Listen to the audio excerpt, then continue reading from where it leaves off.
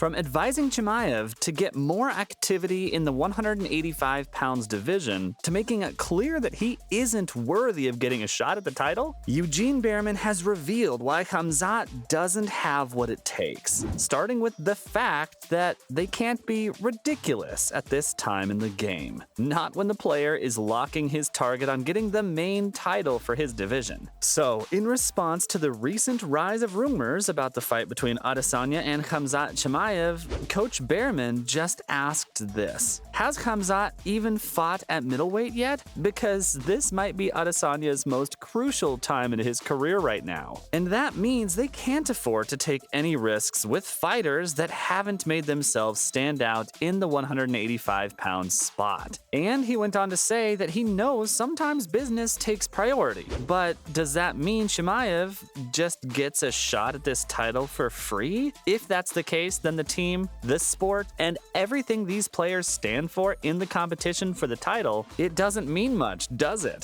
Bareman focused on his statement explaining that if they were to go with this fight, whatever Anderson has accomplished, whatever GSP has accomplished, all of it would be devalued by their actions. And that includes devaluing Chimaev's work so far. There's no doubt he's proven to be a serious threat to the title, but Bareman feels the Swedish fighter hasn't done enough to earn a middleweight matchup with Israel Adesanya. So then the question is, just what does Boers need to do for this shining match? First off, according to Bareman, just like Alex Pereira, Chimaev must defeat 3 unheard-of fighters that have a chance at winning the middleweight title. As he'd said, even if he could advocate for fighting Khamzat, they have other opponents that they need to see him fight against. Khamzat is a great fight, but at this point, Bareman is arguing that his ability needs to be tested more for the game itself. They need challenges, and as of right now, Chimaev doesn't stand up to Adesanya's history of middleweight matches. And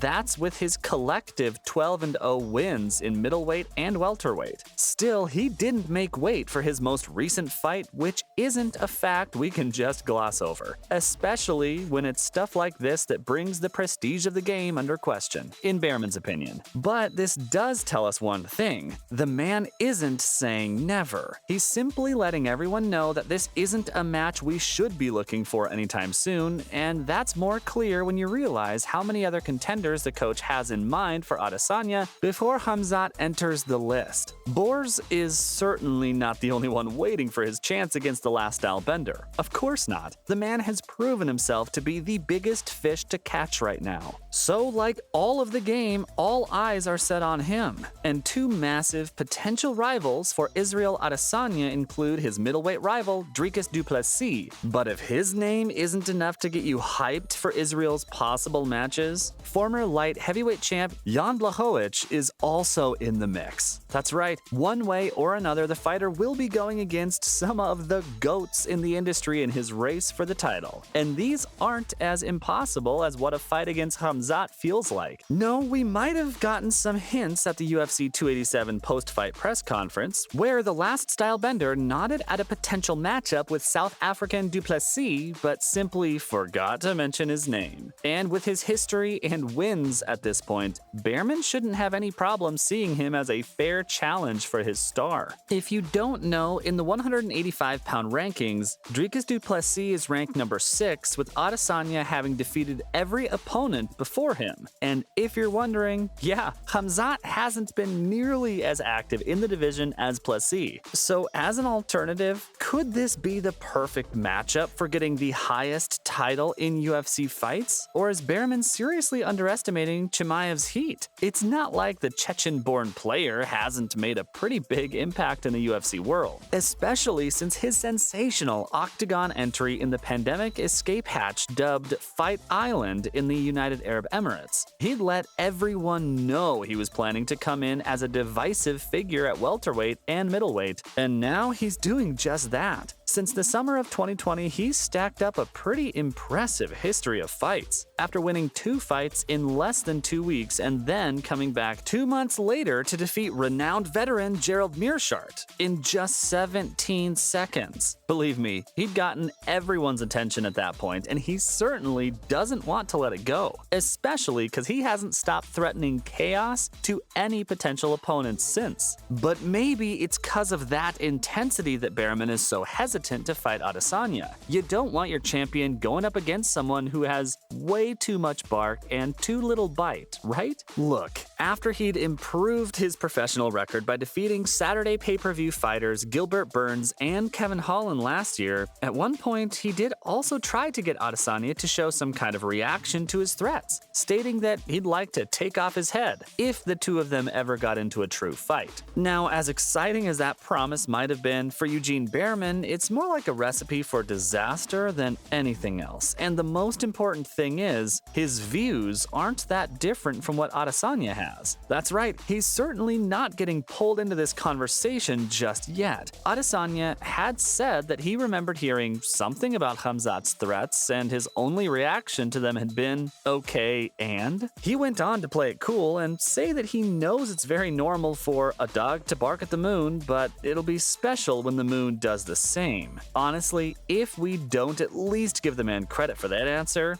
I don't know what'll be more deserving. It pretty much summed up his thoughts on any potential fight with the player. He knows that Khamzat competes in welterweight matches, and that he's only ever fought in middleweight against a low-level opponent. So keeping that understanding in mind, he's not going to take the bait that'd been laid down. In Behrman's idea, it'd be a cheap challenge to do anything different, but again, it's a no. Look, at the end of the day, just like his coach, Adesanya has certain conditions for Boris to complete, and then they can face off with each other. Simply put, he'll keep his personal feelings aside if Boris can prove himself a beast at a higher number than 170. Still, this mess of going back and forth isn't without the team taking into account fans' reactions. And trust me, there's been a mixed bag of them for a potential fight between Adesanya and Khamzat, especially when The Tank politely tweets that he wants a fight between them. Yep, as of last week, UFC fans were going insane after Jack Shore made a simple tweet, letting Dana White know that they need to book this fight, and that opened up a floodgate of fan reactions. Many of them seemed to agree with Behrman and said Khamzat needs to have a challenge at MW first or he wouldn't deserve the shot, while others started suggesting fights for Khamzat against players like Whitaker, cause he needs to win at least one ranked middleweight title in his career first. So although this matchup might seem legit to other players in the game, a lot of the fans agree that it's too soon and a bit unfair. Still, that hasn't stopped Chimaev from making his tweets very pointed at Israel lately, as he's left a 3-part threat demanding a fight, starting with giving him congrats for his recent fight, calling out Dana White, and saying, "It's now my time." But if it doesn't happen, then, according to him, Adesanya can run, because of course he's good at it. Well, one thing's for sure, Behrman's certainly right in building up the tension between these two causes. At this point, whenever this fight finally happens, it'll certainly be the event of the century. But we're gonna have to wait until the end of 2023 to get more updates on that. For now, that's everything Eugene has said Khamzat Chimaev needs to do in a fight against Adesanya.